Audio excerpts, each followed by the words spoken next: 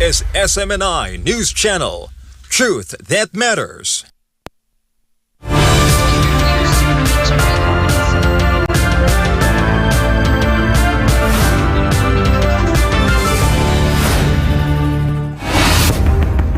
In the headlines, after the death of the second Blaan tribe member due to the illegal search operation by the PNP SAF in Kitbog, Sarangani province, the indigenous people living in their ancestral domain still feel severe fear and trauma from the horrific incident caused by the heavily armed authorities on June 10. Meanwhile, Senator Sonny Angara has been appointed as the new Education Secretary following the resignation of Vice President Sara Duterte. To recall, VP Sara has ensured a smooth transition for the new department leadership. In other news, the approval of the 35 peso minimum wage hike for workers in the National Capital Region has drawn criticism from both ordinary citizens and labor groups. One organization expressed concerns that the increase could negatively impact small businesses across Metro Manila. And victims of the ongoing internal war in Sudan will receive millions of dollars worth of aid from the United Arab Emirates. The Gulf state also strongly rejects the accusations of the Sudanese government that they are supplying weapons to the Rapid Support Forces, or RSF, the rival faction of Sudanese government forces. Hundreds of thousands of Koreans have signed an online petition to impeach President Yoon Suk-yeol, accusing him of various offenses, including attempting to trigger a war with North Korea. I'm Franco Baranda. Newsline World starts now. The anger and the clamor of the Filipino people towards the government doesn't seem to be dying down. Former President Rodrigo Duterte is saying that the hakbang ng Maisog's objective is not to oust President Ferdinand Marcos Jr. However, this is directly opposed to the cries of the public. More of this report from Sara Santos. Alam mo, itong Maisog, let me be very clear and big. The group Hakbang ng Maisog, or Brave Move in English, is growing bigger and stronger. On the last day of June, rallies were simultaneously held in Luzon, Visayas, and Mindanao, all over the Philippines, with the name National Day of Protest. Filipinos abroad also organized their own demonstrations. On the same day, on June 30th, former President Rodrigo Duterte also had a press conference in Tacloban City. Amid doubts from the administration, the former president clarified what the real objective of Hakbang ng Maisog is. Itong Hakbang Maisog does not call for the ouster of the President Marcos. It does not call for his resignation. Itong Hakbang Maisog is not directed against Romualdez, the Speaker. It is not against anybody. Ito lang yung sentimento. Despite a great number of Filipinos loudly calling for President Ferdinand Marcos Jr. to step down, former President Duterte stressed that this is not what he wishes to happen. For Duterte, President Marcos Jr. should just simply do his job. Si Marcos hindi dapat mawala ng tulog. Gusto ko siyang magtrabaho dyan for 6 years. He was elected by the people for 6 years. Trabaho ko dyan. Dok-dokin mo yung mukha mo dyan sa misa. You work. We paid you. We elected you and we are paying you. Magtrabaho ka. Do not worry. Nobody but nobody is interested or are natanggalin ka. It's a waste of time.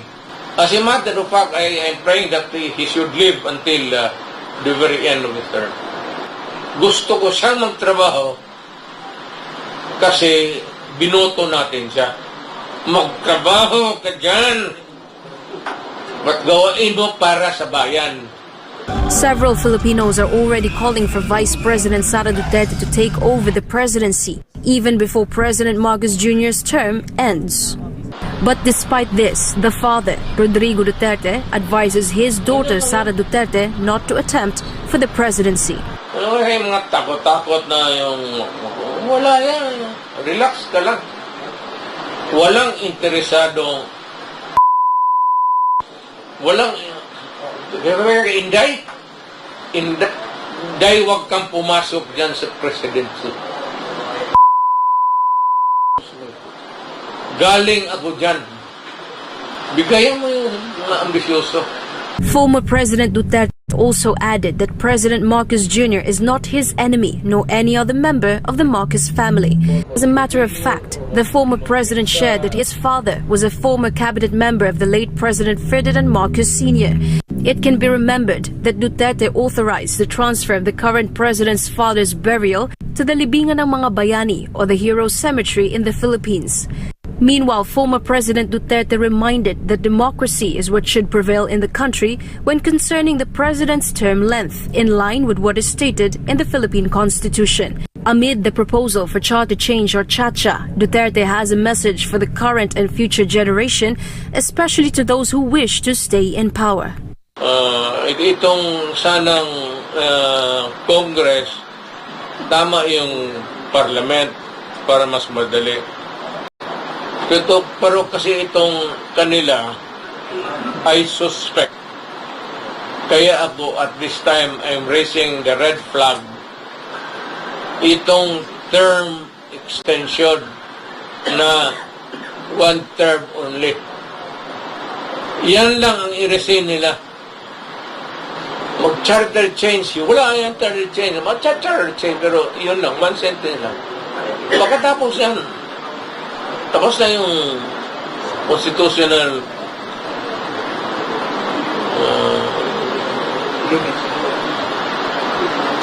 convention o constitutional whatever. Pero may ibang dumaang presidente na pag nakaupo dyan, gusto nila na hanggang habang buhay na. Dapat ganun. Dapat ganun ang mga yung future generation ano sa utak nila na periodic changes bigyan lahat to be fair. For God and my beloved country, the Philippines, this has been Sarah Santos, SMNI News. Meanwhile, the approval rating of President Bongbong Marcos dropped in North Central Luzon, which is known as its bastion. Meanwhile, Filipino households see that inflation accompanied by economic problems and rampant corruption are the most important issues that the Marcos administration must address. Creseline Catarong files this report. Kung titingnan mo, Admar, yung naandun pa rin yung pessimism. Kung titingnan mo dun sa overall, lumalabas na low ratings pa rin sa government officials and institutions. Makikita mo yung slide ng mga officials, when I say officials, from President, Vice President, Speaker, to the Senate President. The Marcos administration's performance has hit a low with a 51% overall rating. Based on the Pahayag 2024 second quarter survey conducted from June 15 to 19, 2024, involving over 1,500 respondents, President Ferdinand Bongbong Marcos Jr. received a mere 44% approval rating and a 33% trust rating. In Northern Central Luzon, also known as his stronghold, Marcos Jr.'s approval ratings dropped from 52% in the first quarter to 49%. In the exclusive interview of SMNI News with Professor Malutikia, founder and CEO of Publicus Asia Incorporated, She shared that inflation and economic issues are the apparent reasons why PBBM's rating is falling. These are also the most important issues that the Filipino people want the Marcos administration to address based on the Pahayag survey. Tikia also mentioned that the people themselves are moving to solve their problem, not the government, because the economy has remained a problem for the Marcos administration for 2 years. Ang lumalabas kasi yung performance dun sa issue ng inflation economics. So pag sinabi mong ano yung mga rason, ire-relate mo yan dun sa mga issues na mahalaga sa tao, mahalaga sa kanilang sila'y may trabaho, mahalaga silang namimit nila yung needs nila araw-araw. According to the survey, corruption ranks among the top 3 issues demanding attention and resolution from the PBBM administration. Former presidential spokesperson Attorney Harry Roque expressed concern over worsening corruption under Marcos Jr.'s tenure, citing historical parallels. Yan ay bagong finding na isa sa pangunahing problema sa tingin na ating taong bayan ay yung korupsyon. At ito'y nakakabahala din dahil ang gobyerno ng kanyang ama, si Marcos Sr., isa sa kadahilanan na yan ay pinalayas ng taong bayan ay doon din sa issue ng korupsyon. So ngayon nakikita natin na parang umuulit ang kasaysayan. Roque added that the result of the latest Publico survey reveals the widespread perception that Marcos Jr. is failing in his duties as president. Instead, the president's increasing international trips, parties, and concerts are becoming more frequent amidst the backdrop of growing poverty and hunger among Filipinos. It also shows that people are not satisfied with Marcos Jr.'s performance as a leader. Ang trabaho niya, pangunahin dyan, ay bigyan ng mas mabuting antas na kabuhayan ng ating mga kababayan na hindi nararamdaman dahil napakataas nga ng presyo ng bilihin, kulang ang trabaho at napakababa ng mga sahod. Sa ngayon, walang ebidensya na talagang siya ay nagtatrabaho. Dahil otherwise, nagkaroon sana ng solusyon dun sa ilang mga pangunahing problema ng ating bayan. Meanwhile, the South China Sea issue only ranks 4th among the concerns prioritized by the public, with over 50% advocating for neutrality on the said issue. In contrast, Vice President Sara Duterte maintains the highest approval ratings within the Marcos administration, according to the Pahayag 2024 second quarter survey. Despite a slight decline in her ratings, VP Sara Duterte continues to hold the highest levels of trust and approval. The latest survey shows that VP Sara received an approval rating of 46% and a trust rating of 41%.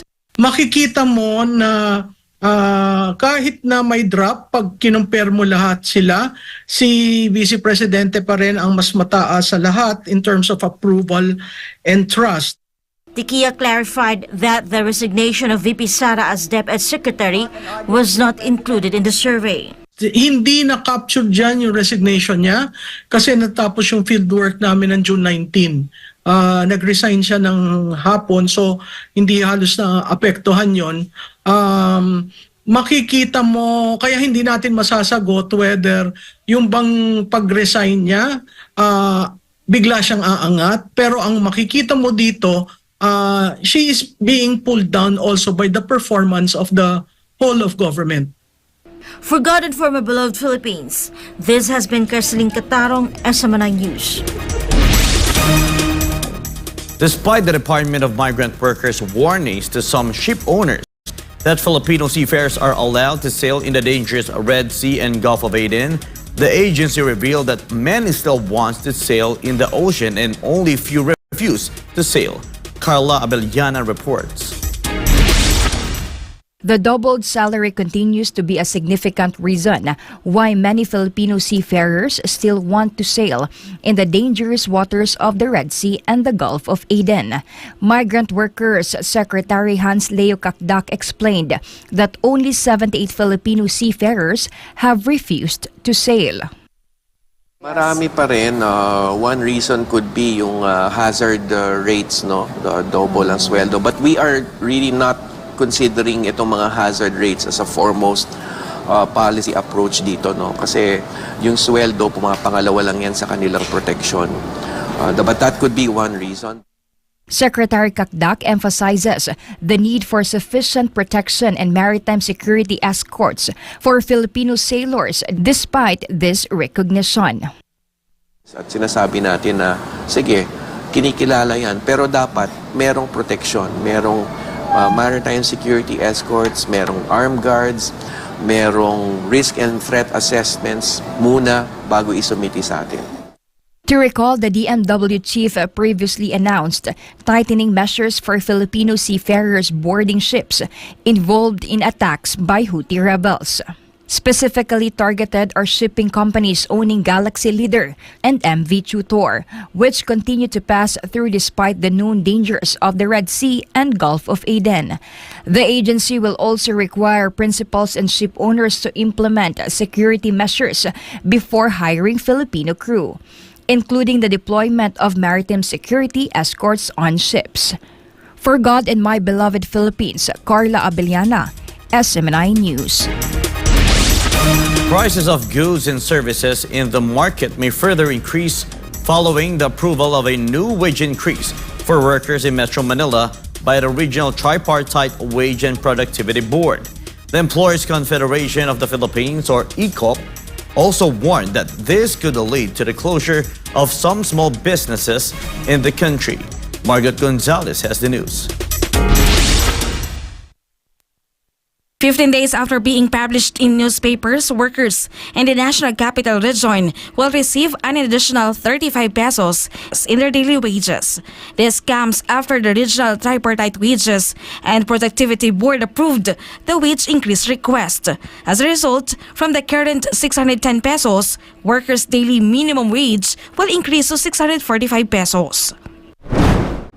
However, some minimum wage earners still find the 35 peso increase insufficient, while others have no choice but to accept and stretch the meager wage increase amid the soaring prices of goods and services in the market. Yun nga po, mahal po yung mga bilihin. Then, yun nga po, hindi siya sapat para sa akin. Sa ngayon, pamasahe pa lang po, kulang na yun eh. 35 pesos wala po mabibili. Wala namang magagawa. Kung ano yung binigay, yun na lang, pagkasahin. Kailangan natin magpagkasahin eh. Para sa akin, malaking tulong na rin yun yung 35 pesos. The Trade Union Congress of the Philippines, or TUCP, although dismayed, said they were not surprised that only 35 pesos was approved instead of their proposed over 100 pesos wage increase. We would say that we weren't really that surprised, no? Kasi early on, meron ng pahaging yung business sector that all they can give is 16 to 25 pesos.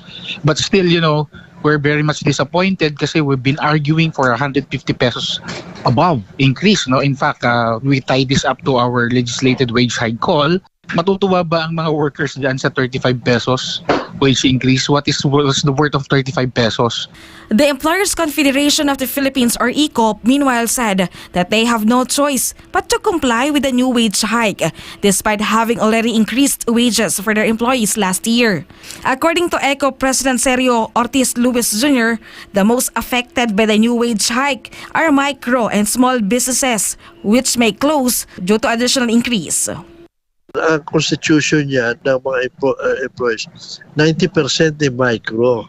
Actually, hindi namin mga miyembro yun. Pero yun, mahihirapan yun. Yung marami rin sa small, miyembro namin. Yung mga yun, marami rin doon, medyo mahihirapan pa. Dahil ga-adjust pa lang sila ngayon eh. Sa huli. Katunayan, yung mga micro nung pandemic, mahigit kalahati nagsara eh. Yung iba ron, di pa nagbubukas, naghihintay pa. Yung mga bagong pasok yung mga yon. Alam mo niya sa micro, ganyan na istorya dyan eh.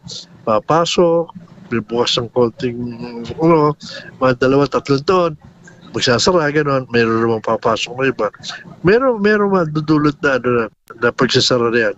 According to Ortiz Luis, small businesses may be forced to increase the prices of their goods and services in order to recover the expenses for the new wage hike.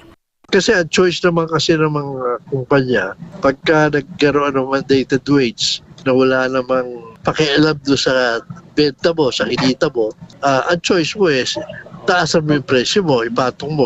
Kung kaya, magtaas pa. Kung hindi naman, magbawas ka ng tao. Kung wala ka na magawa talaga, magsara ka. For God and my beloved Philippines, this has been Margaret Gonzalez, SMNI News. Up next, victims of the ongoing internal war in Sudan will receive millions of dollars worth of aid from the United Arab Emirates. The Gulf state also strongly rejects the accusations of the Sudanese government that they are supplying weapons to the Rapid Support Forces, or RSF, the rival faction of Sudan's government forces. And hundreds of thousands of Koreans have signed an online petition to impeach President Yoon Suk-yeol, accusing him of various offenses, including attempting to trigger a war with North Korea. Newsline World will be back after the break.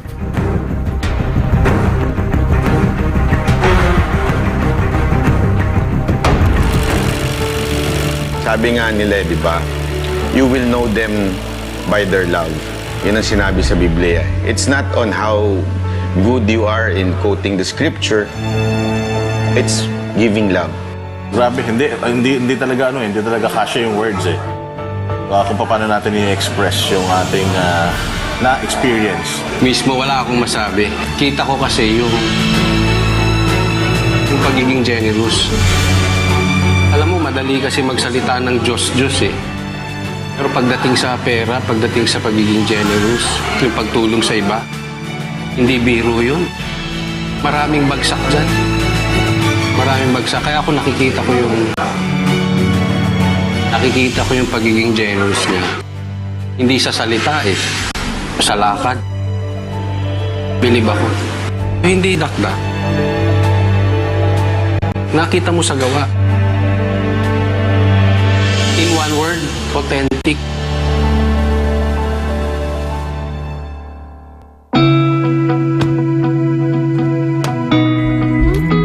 Kung akong tatanungin, kahit saang aspeto, gusto ko garantisado.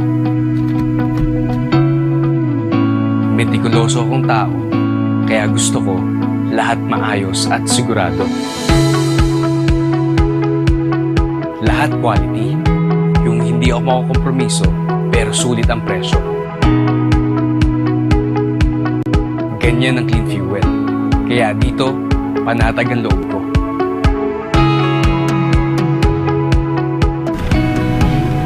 Magandang umaga po, sir.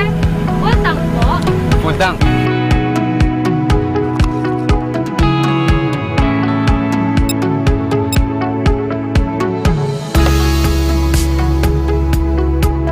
Gusto mo ng dekalidad na gasolina pero sulit ang halaga, mag-clean fuel ka.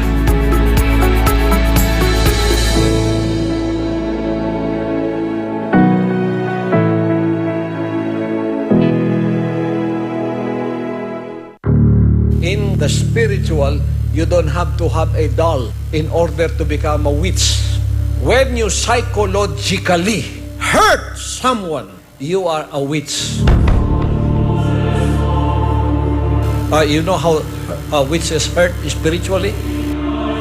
A cold shoulder, mental abuse, physical abuse is witchcraft. Soul winners are not like that. Soul winners are winning souls through love, peace and joy, meekness, gentleness, goodness, kindness. Whether you are on the first, second, or third level of spiritual growth, we are all participating in the same body. We have a care for everyone in the body. Whether you are part of the feet, which is the lowest of all, whether you are in the hand, or whether what part you are, one to another, there is participation of love. That's why Jesus Christ said, love one another, that the world may know you are my disciples.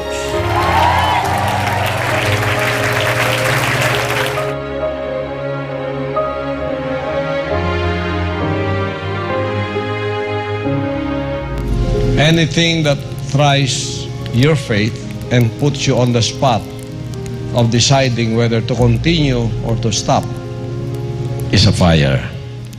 Whether it is persecution, whether it is loved ones, family, anything that will try your faith, whether to continue or to stop, or to overcome or draw back, it is called fire. Now, salvation is based upon our building up on the foundation, whether silver, gold, stubble, precious stones. That means if it is gold, then it's genuine. It can go through the fire, but it will stay. When your confession of commitment and dedication is not true, when the fire goes through you, you will be burned. That's why I love my ministry. Because all of those that are able to overcome are certified 100% pure gold. Pure gold. Hypocrites have no place in the kingdom nation. Pretenders have no place in the kingdom nation. Plastics don't have place in the kingdom nation. Why? Because before we can be ushered into the new world, we should be tried by fire.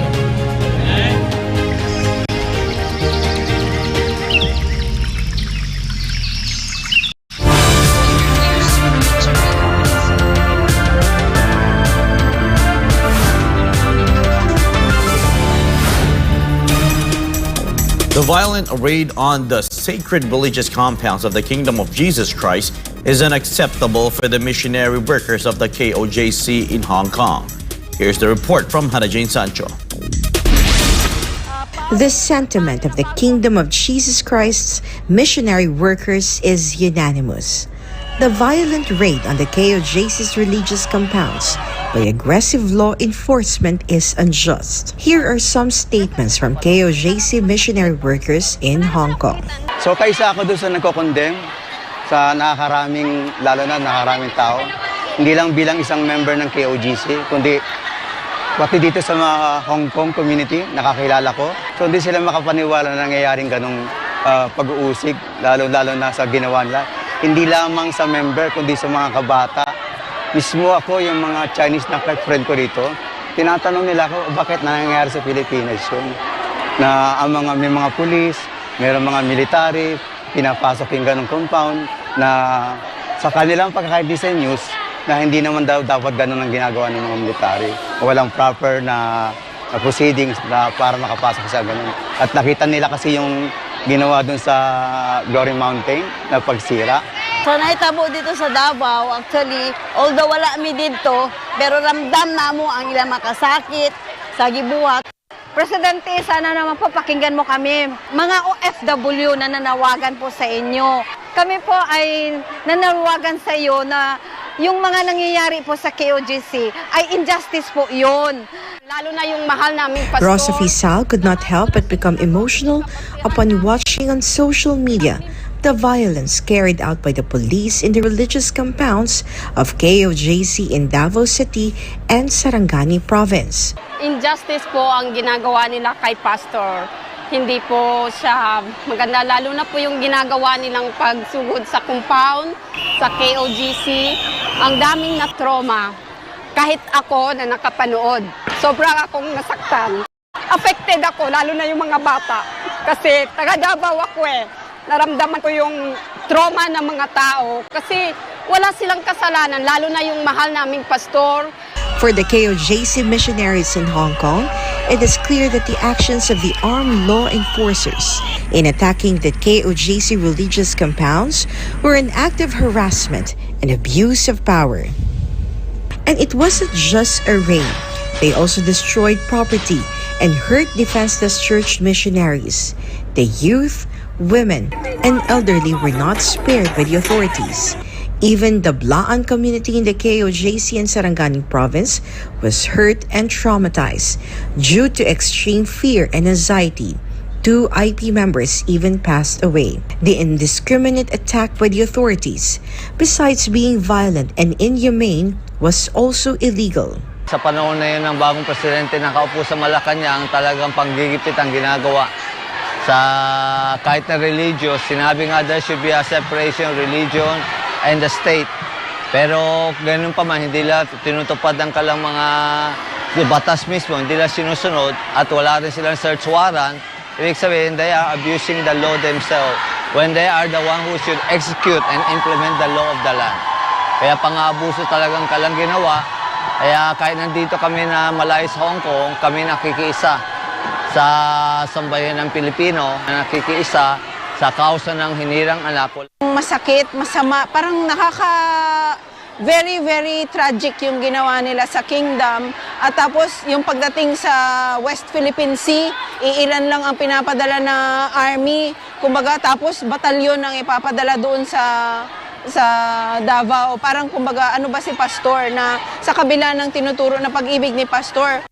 Wala naman ako nakitang mali kay Pastor kasi ang pagtuturo lang ng Pastor is obedience sa lahat ng mga anak ng Ama. Yun lang naman ang pagtuturo ni Pastor, love, unity, kabutihan sa bansang Pilipinas. Despite the suffering experienced by the KOJC missionaries in Davao City and Sarangani Province at the hands of the PNP SAF who were initially thought to protect their rights and welfare, they remain strong and steadfast in their faith, believing that justice will eventually be achieved. For God and my beloved country, the Philippines, this has been Hannah Jane Sancho, SM9 News. With the upcoming State of the Nation address approaching, the National Capital Region Police Office is gearing up by mobilizing thousands of police officers to ensure the event's security. Let's hear more details from Almar Forzuelo. The National Capital Region Police Office, or NCRPO, is already preparing for the third State of the Nation Address, or SONA, scheduled on July 22. According to Police Major General Jose Melencio Nartatas Jr., Commander of Task Force SONA and NCRPO, preparations have commenced early, including simulations to assess readiness. He added that during the SONA, they will not only deploy security forces, but also provide medical assistance with the help of public and private agencies. Regarding deployment, Police Major General Nartatas mentioned that more than 22,000 police officers will be stationed at various border control points, including around Batasang, Pambansa, where the SONA will take place.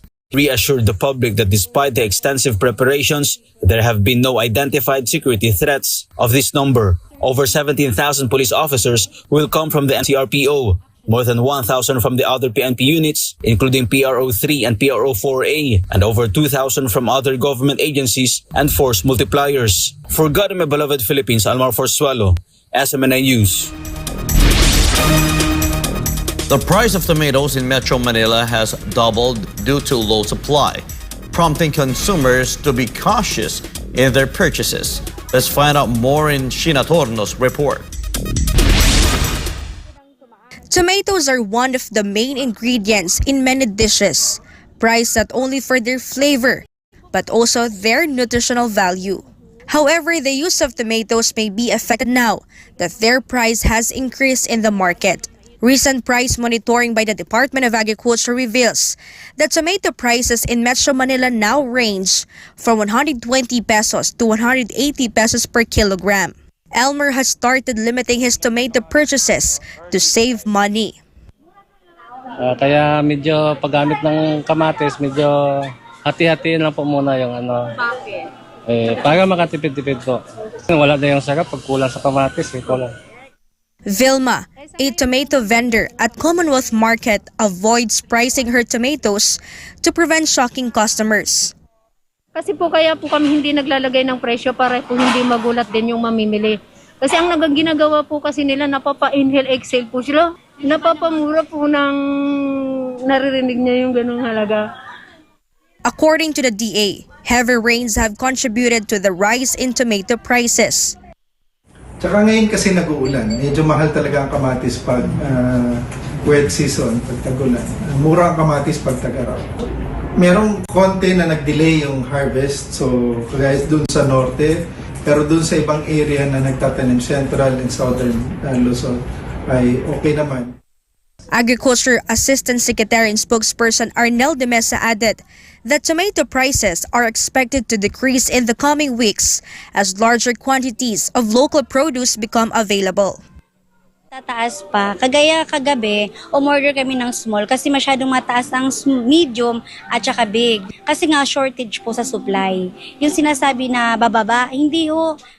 Sir, aabot pa ba ng 200 bago yung harvest? Hindi na siguro. Next week na. Ito na yung Kasi alam nila na marami na rin parating in 1 to 2 weeks. Meanwhile, the Samahang Industriya ng Agrikultura or SINAG raised concerns about the potential flood of red onions in the market as the ban on onion imports ends this July. Babagsak ang presyo ng sibuyas and yung mga lahat na nag-cold storage, malulugi. Yun ang malaking problema natin. Based on the data, local red onion stocks are sufficient for approximately 9 months, which is equivalent to 276 days or 162,000 metric tons lasting until the first quarter of 2025. White onion stocks of over 11,000 metric tons will last until September. Spokesperson Demes explains that the onion harvest has been good. That's why many farmers have put their produce in cold storage. However, the agency is considering extending the import ban on red onions. Una kasi marami nga tayong stocks, di ba? Pag pumasok yung imported na mas mura, it will drive down yung price even lower. So we also need to consider yung pagod na hirap ng ating mga magsasaka. However, the Department of Agriculture remains open to importing white onions. For now, the Department of Agriculture has no plans to implement unsuggested retail price on onions as market prices remain stable, ranging from 60 pesos to 80 pesos per kilogram. For God and for my beloved Philippines, this has been Sheena Torno, SMNI News. Tensions are mounting in the Senate as Senators Nancy Binay questions the motives behind Senator Alan Peter Cayetano's investigation into the new Senate building. Binay suspects political motivations may be at play. Carlo de la Peña has the details. Alam mo, nung umpisa, ayaw kong isipin na may ganong anggulo Pero habang tumatagal, parang bumabalik pa rin tayo dun sa Taguig Makati issue. Senator Nancy Binay is dismayed over Senator Alan Peter Cayetano's impending investigation into the construction of the new Senate building in Bonifacio Global City, Taguig. The Senate inquiry, set for Wednesday, July 3, aims to scrutinize the significant increase in the project budget, which ballooned from 8 billion pesos to 23 billion pesos.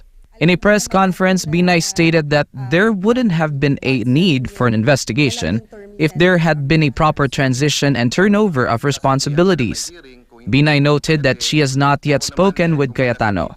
Binay was recently replaced by Cayetano as the chairperson of the Senate Committee on Accounts, the committee responsible for overseeing the project. Ang sistema, pag na-appoint ka sa isang bagong pwesto, you call your staff, di ba? You call your people and you introduce yourself. Pwede namang di ba sana bago siya nag-conduct ng hearing, pinakilala niya muna yung sarili niya, tinanong niya yung mga tao, o ikaw, director from DPWH, anong function mo dun sa building? Ikaw, ano yung trabaho mo? Hindi niya pa ginagawa yun. Due to not following customary procedures, Binay questioned Cayetano's true intentions in calling for the hearing. Cayetano had previously stated that the hearing was called because the Department of Social Welfare and Development, or DSWD, did not submit the documents he requested. However, Binay recalled Cayetano's 2015 investigation into the controversial Makati City Hall Parking Building 2, which involved 24 Senate hearings. Ginamit niya yung hearing sa Senado dahil dyan sa Makati Taguig issue. Same senator, there's a building, and there's a hearing. Diba? So, kumbaga, may tatlong component na For God and my beloved country, the Philippines, this has been Carlo de la Peña, SMNI News. The United Arab Emirates signed an additional $20 million agreement to help displaced people and refugees in Sudan affected by the ongoing civil war. Jonathan Acobo files this report. Marhaba! The UAE once again strongly rejected allegations that it is supporting the war in Sudan by supplying weapons to the paramilitary Rapid Support Forces as the Gulf state pledged millions more in humanitarian aid for the war-torn African nation. The Gulf countries signed a $20 million agreement with the United Nations High Commissioner for Refugees to fund displaced people in Sudan and neighboring regions. Before the latest agreement, the UAE allocated $70 million in aid for Sudan through key partners and UN agencies last week. This was on top of the $130 million humanitarian aid the Gulf nation has provided to Sudan since the conflict erupted on April 15, 2023.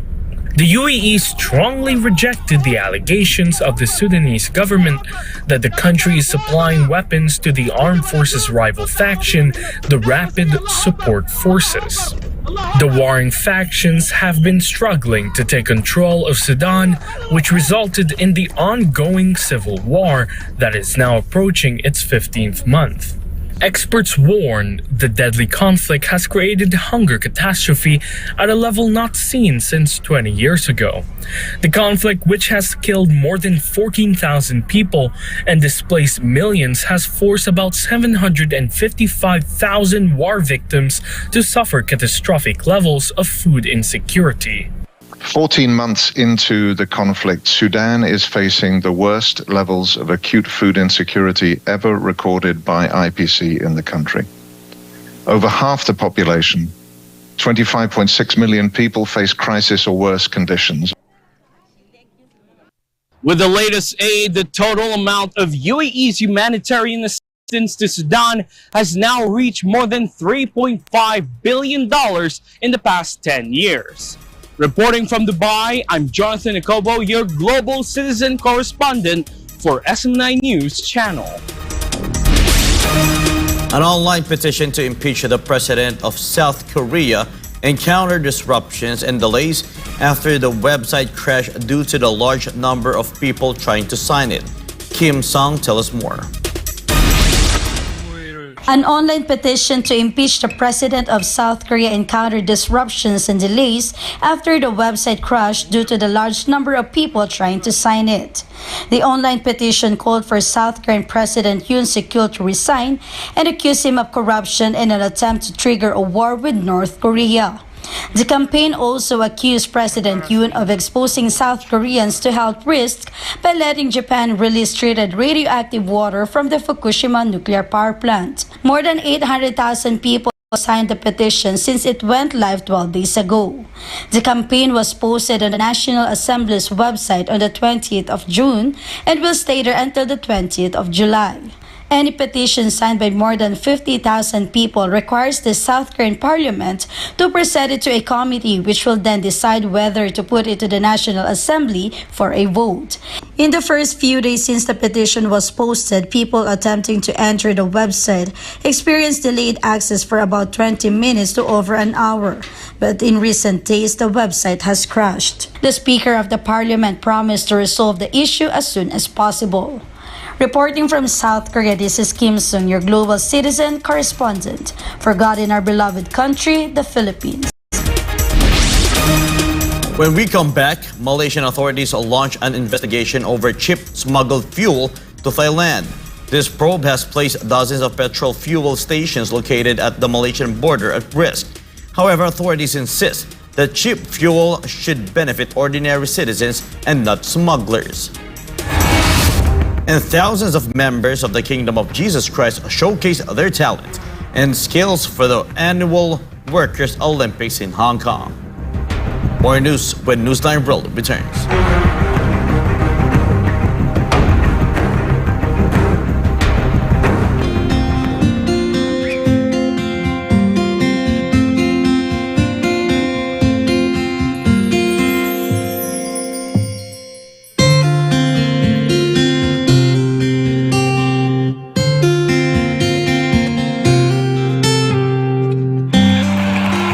Children will grow up and bring the joy, the love, the peace, and compassion to the whole world.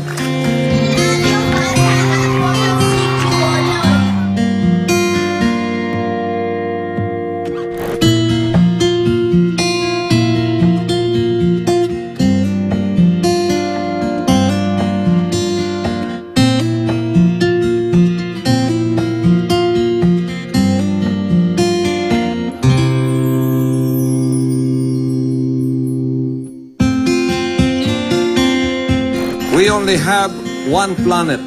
We only have one Earth. And I hope that this new generation of children that we have reached out will become millions and billions and bring peace on Earth. Bring peace to humanity.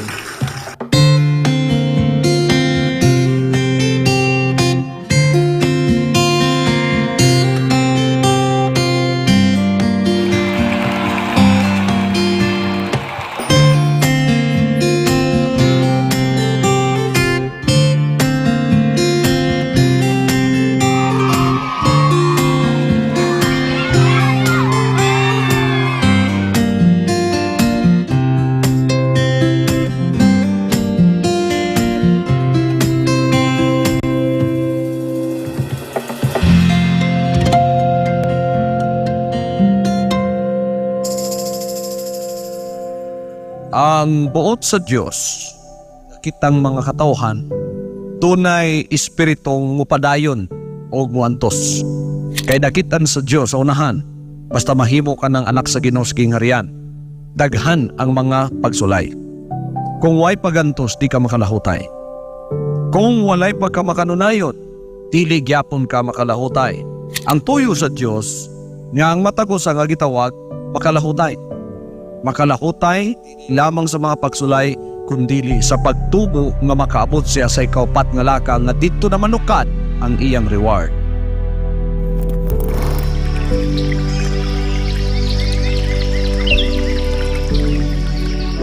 There are so many who question me, why are you called the appointed Son of God? Isn't there only one Son of God?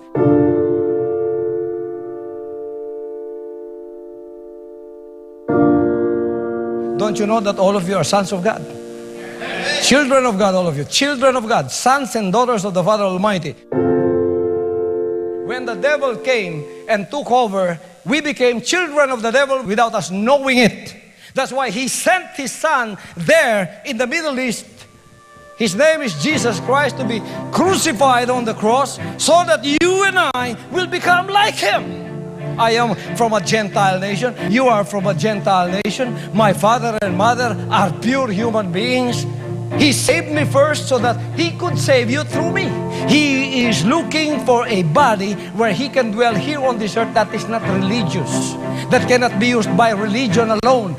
He alone can use that body. And I told him when he called me, Father, I'm here. Use me. And I came here, and the Father is using me. I am not being used by religion. I'm not being used by denomination. I'm being used by the Father Almighty. And He sent me here to tell you that this is now the time for you to become sons and daughters of God, just like me.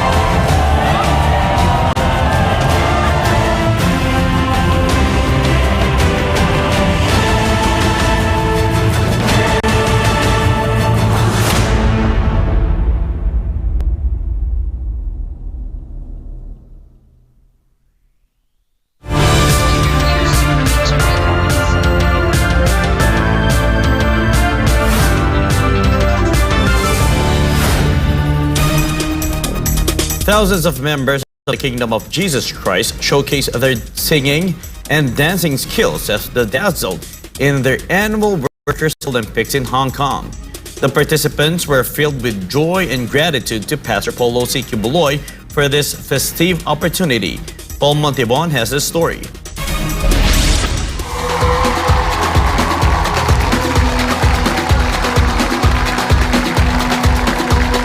From singing to dancing, everyone gave their all. Welcome to Hong Kong. Known as Asia's World City, Hong Kong is a unique place that blends tradition with modernity.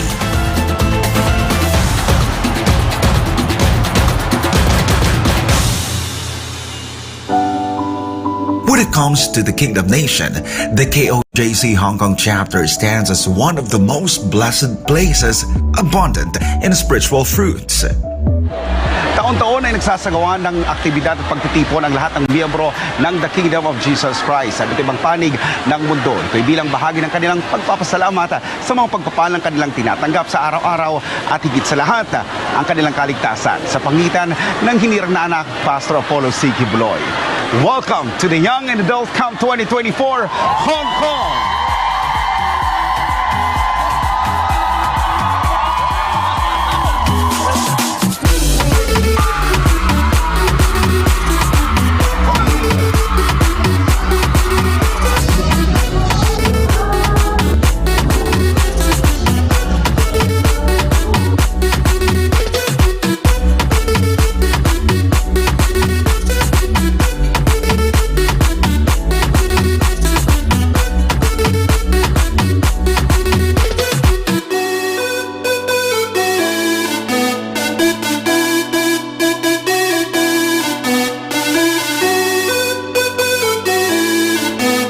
After showcasing their talents and skills, the Central Region was crowned champion for this year.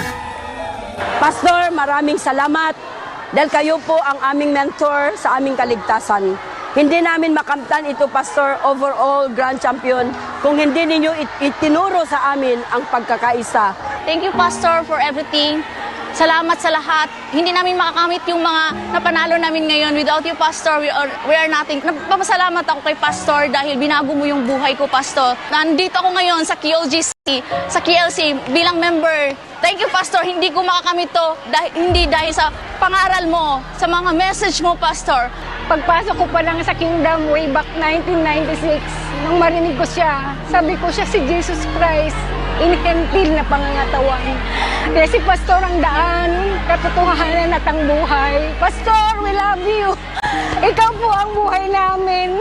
Kung wala ka, wala kaming magagawa. Ikaw ang susi ng sangkatauhan, kaligtasan ng sangkatauhan sa buong sanlibutan. Maraming salamat sa iyong buhay. Ikaw ang aming kalakasan. Ikaw ang aming buhay. Salamat! The Banateros brothers and SMI host Eric Celis were amazed after witnessing the unity, discipline, and abundant love among every KOJC member, reflecting Pastor Apollo C. Kibuloy's teachings as their spiritual leader. Consistency. Kasi kung ano yung nakikita namin sa Davao, kahit yung mga members ng KOJC sa SMNI, pati dito, pare-parehas yung joy ando doon. May discipline and yet may joy. Napaka masayahin. Hindi ko may paliwanag kung anong mararamdaman ko. Basta ako ay galak na galak ngayon. Ako ay very blessed. Lalo na at naririnig ko yung mga song of praise na kinakanta nila dito. At mula nang ako ay mapasok sa SMNI at mapalapit sa KOJC, para nagliwanag yung aking isip at ang puso ko ay napakasaya ngayon at parang feeling ko ba ay napakagaan lang ng buhay. Dahil lahat dito masaya kahit may problema, itinatawa, ikinakanta. Thank you so much, Pastor Apollo Kibuloy. Mabuhay po kayo at sana po matapos na po itong gusot na pinagdadaan natin ngayon para sa ganoon mabalik na po sa normal ang buhay ninyo at ang buhay ng KOJC. Pastor Apollo Kibuloy, wherever you are, Grabe tong KLC Hong Kong, nakakabilib kung gaano talagang yung standards ninyo talagang pare-parehas Davao dito sa Maynila, even in SMNI, talagang nakikita natin yung turo mo, nakikita natin sa araw-araw na galaw ng mga tao. Kaya sobrang nakakabilib, and kami bilang idinivote na namin yung aming mga channels to protect these people, actually even without you requesting for that, kami personally nag-uusap-usap kaming banateros na hindi namin talaga iiwanan to kasi nakita namin na maayos talaga, in order, obedient, eksselente yung mga tao, tsaka sobrang galang. So, huwag kayong mag-alala kasi kahit na malayo kayo, nandito naman kami for KLC and KOJC. Lalaban tayo kahit hanggang dulo.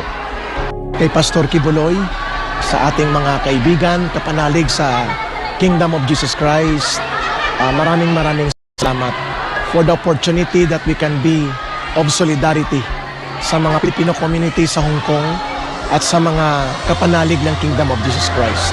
3 things po ang aking naramdaman at naranasan dito sa Hong Kong. Number 1, that Pastor Kibuloy is really an organized person dahil binuo niya ang Kingdom of Jesus Christ, that even if he is not physically present, umaandar ang organisasyon.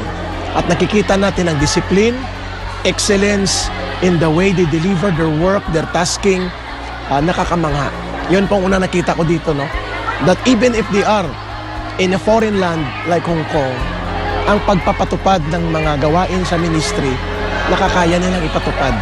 Very organized and very effective, efficient. Number 2, nabigyan kami ng pagkakataon na makadaupang palad ang mas maraming mga Filipino communities that on our own, hindi namin kayang gawin yon. But through Pastor, nabigyan kami ng pagkakataon na abutin sila. At nagkaroon ng isang malayang talakayan dahil sa pagtitipon ng Kingdom of Jesus Christ. Kaya wala akong masyadong boses. So maraming salamat, Pastor, wherever you are. Your place is already etched and cherished in our hearts. You will always be part of my journey, Pastor, in serving our people in our country the way you serve humanity and our God. Through your spiritual and evangelical mission that amidst all trials, you persevere with your people at the Kingdom of Jesus Christ. We will persevere also, Pastor. Mabuhay po kayo.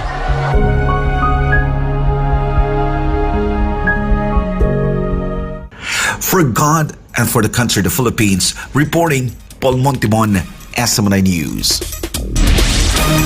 A former government official has proposed solution to the current administration in China to resolve issues in the West Philippine Sea.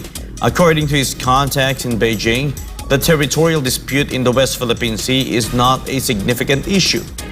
The main problem, he says, is the Philippines' willingness to involve the United States in the matter, even though the U.S. has no direct connections to the issue. Here's the report.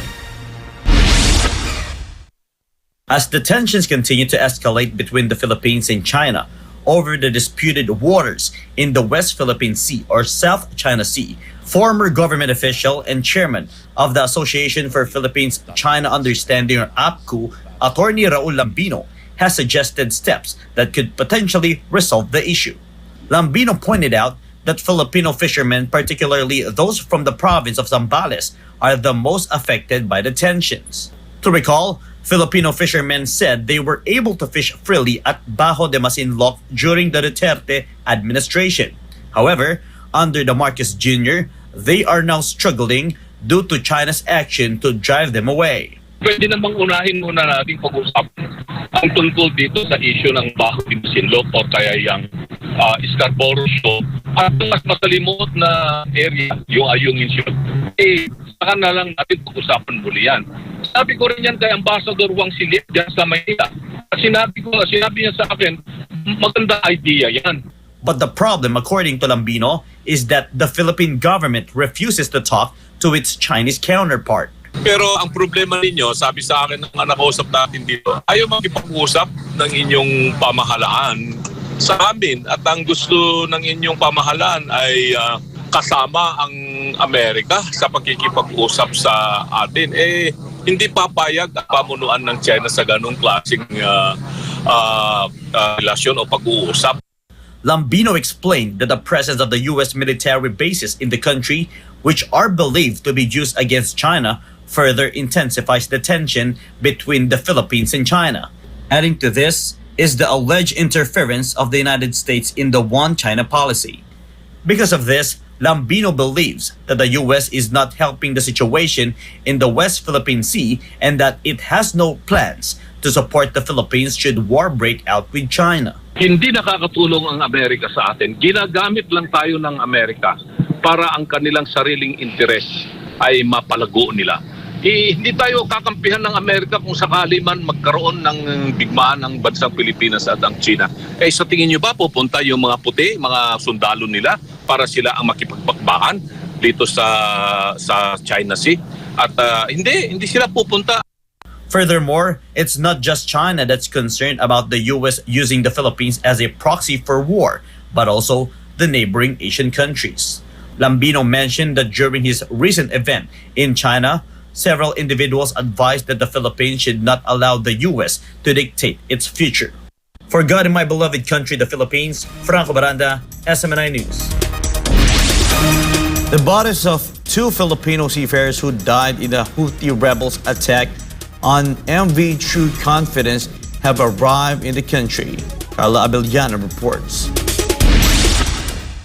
Families are in mourning as the remains of two Filipino sailors from the bulk carrier MV True Confidence, who were killed in a missile strike by armed Houthi rebels in the Gulf of Aden, have arrived at the NAIA cargo area in Pasay City today from Dubai.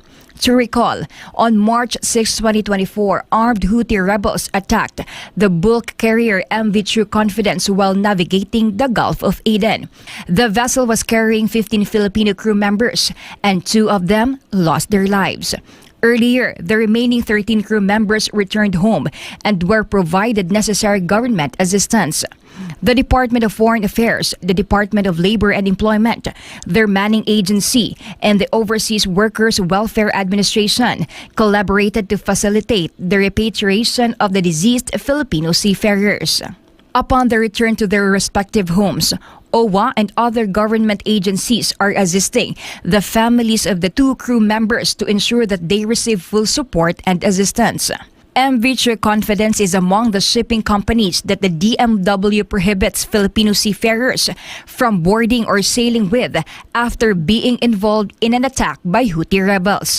These shipping companies also include those that own Galaxy Leader and MV Tutor, as they continue to pass through the Red Sea and Gulf of Aden despite the known dangers in these perilous waters. Kaya sinasabi natin, yung mga ships na inatake na, meaning nakita na ng Houthi rebels, inatake na, at yung ship owners na yon ay sabihin na nating kilala na ng Houthi rebels, yun ay hindi na dapat mag-board ng Filipino seafarers because the likelihood that another attack might happen is strong or high. So hindi na natin sila pinapaboard ng mga ships na naatake na previously. For God and my beloved Philippines, Carla Abellana, SMNI News. Following Vice President Sara Duterte's resignation as Secretary of the Department of Education, the Malacanang Palace announced a new leadership for the said department. VP Sara previously ensured a 30-day transition plan in anticipation of her resignation. Creseline Gatano tells us more.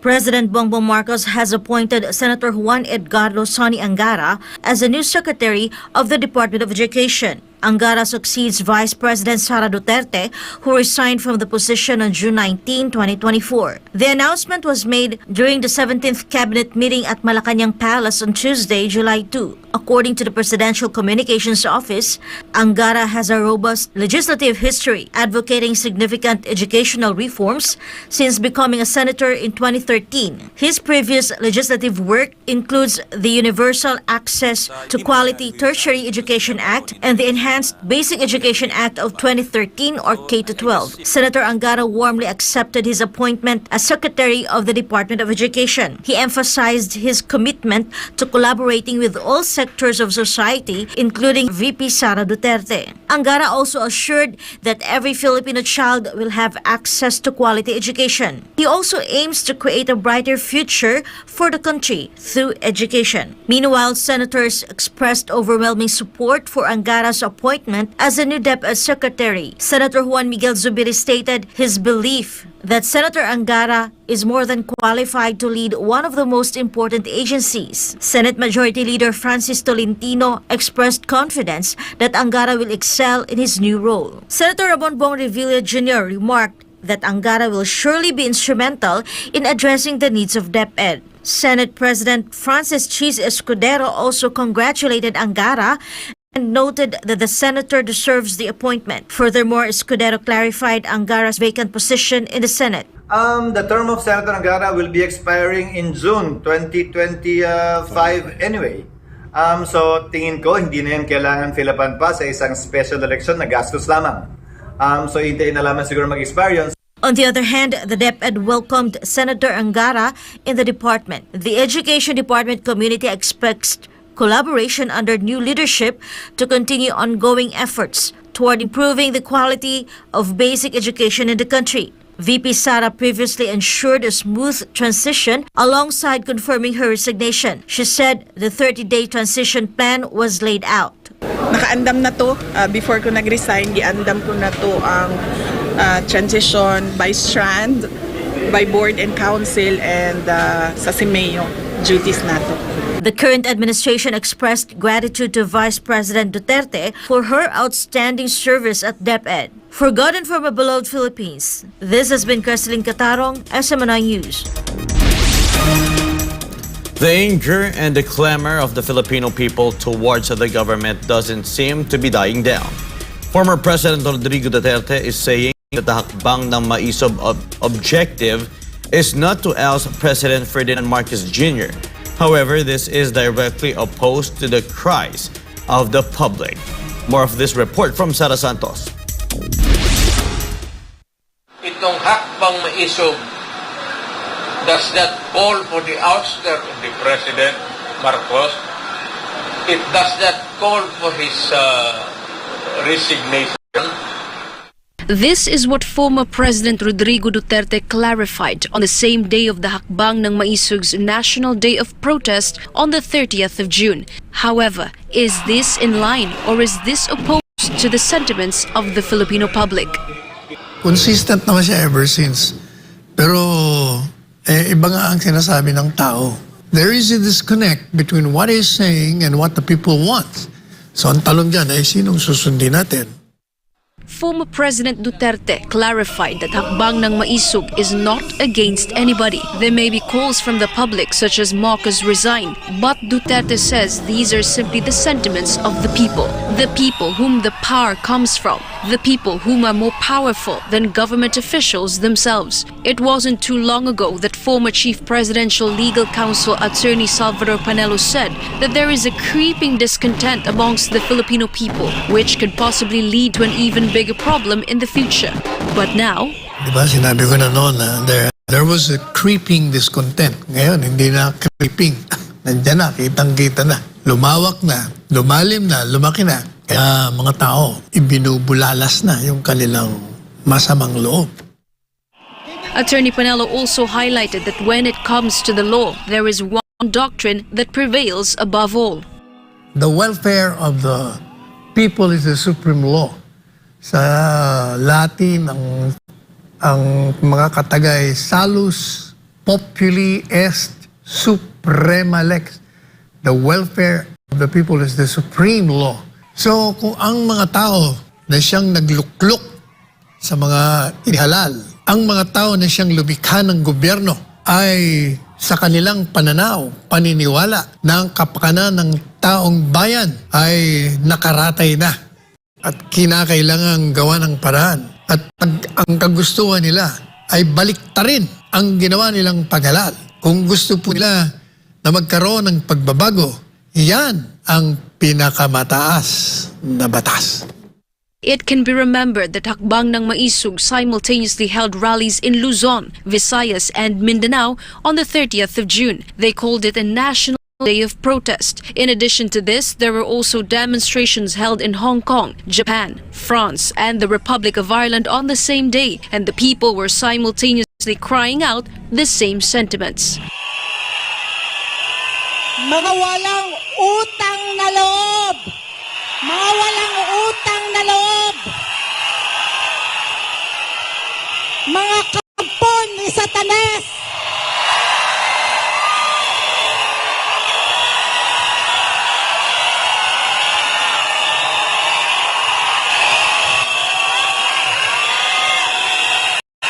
Marcos resign! Marcos resign! Marcos resign! Marcos resign! Marcos resign! Marcos resign! For God and my beloved country, the Philippines, this has been Sara Santos, SMNI News. More than 100 people died in a major stampede during a religious event in India. The number of people who died from a stampede in the Indian state of Uttar Pradesh rose to 107 within 24 hours.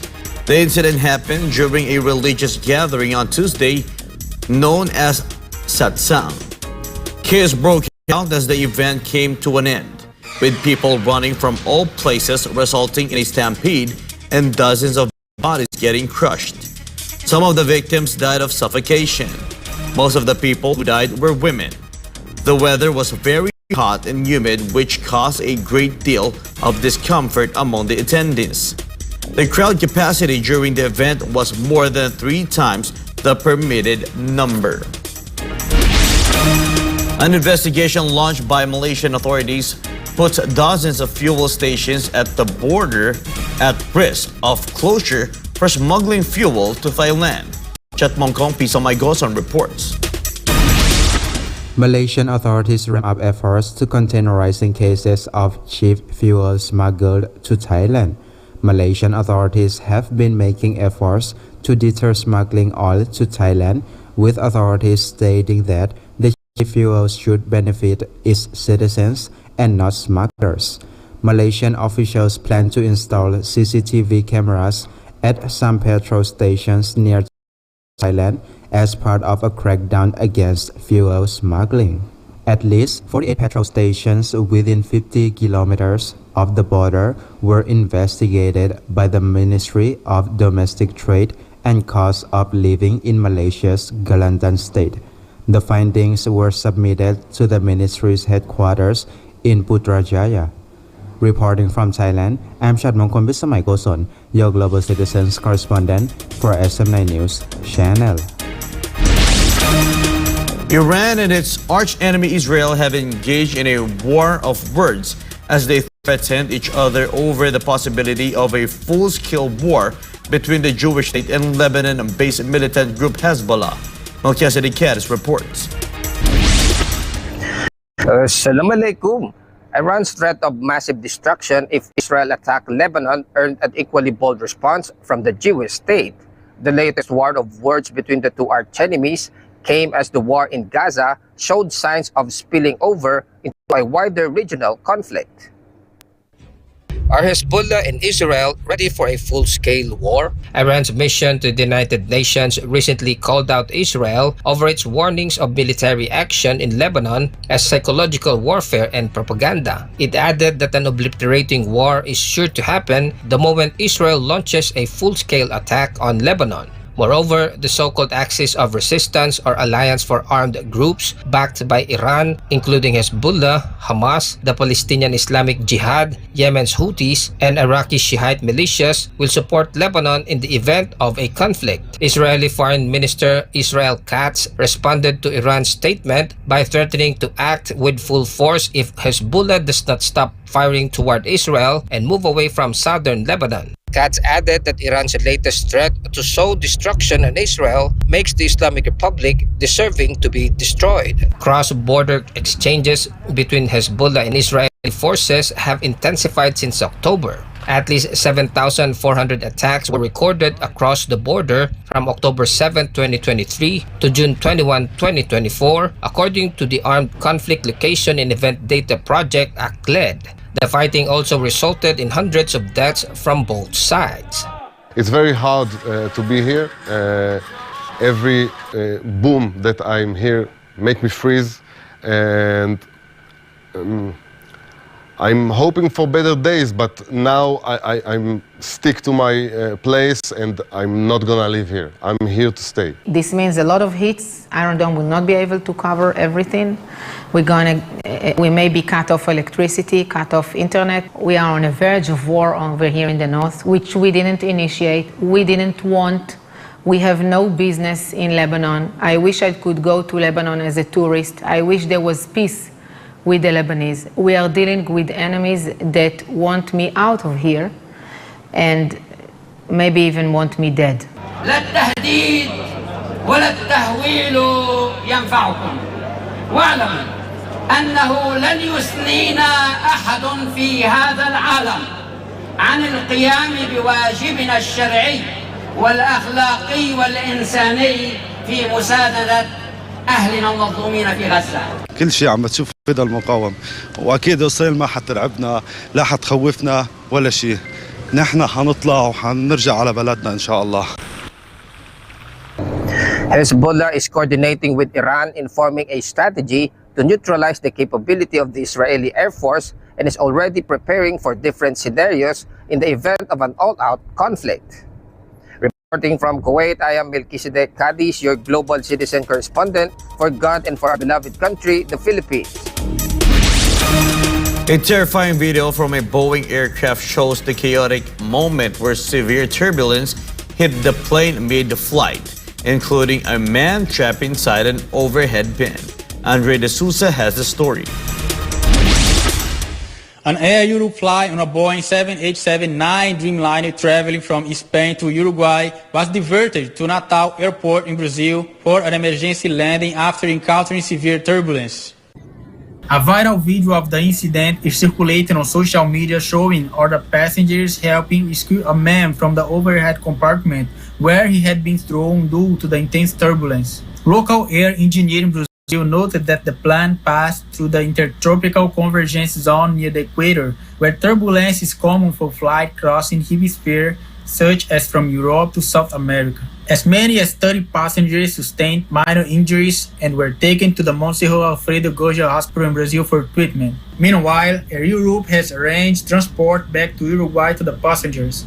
A new flight from Spain will pick up those who did not take the bus option. I'm André de Souza, your global citizen correspondent for SMNI News. Thousands of people in Myanmar were trapped in their homes due to rising waters after days of heavy rains. Anissa de Guzman tells us more. About 10,000 people were forced to evacuate, some of them trapped in the roofs of their houses after floods had risen above dangerous levels in Myanmar. Residents in Mietkina, a city in Myanmar's northern Kachin state, were the most affected. The severe weather cut off electricity and phone lines, while rivers in the region have burst their banks after days of torrential rain. Many people waded through neck-high water carrying their belongings over their heads after the floodwaters rose quickly. The series of devastating floods across Myanmar last year wreaked havoc in the lives of thousands more residents as it left a massive trail of destruction. Many houses, temples, and infrastructure were ruined, and roads were also destroyed in flood-affected communities. Reporting from Thailand, I'm Anissa de Guzman, your global citizen correspondent forgotten our beloved country, the Philippines. And before we end, may be inspired with the words of the sun.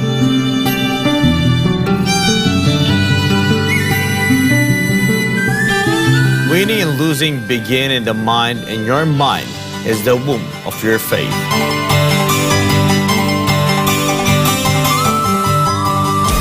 And that's all for this edition. For more news update, you may visit smninewschannel.com or follow us on our official social media accounts on Rumble, YouTube, Facebook, and Twitter. For God and my beloved country, the Philippines, I am Franco Baranda, and this is Newsline World.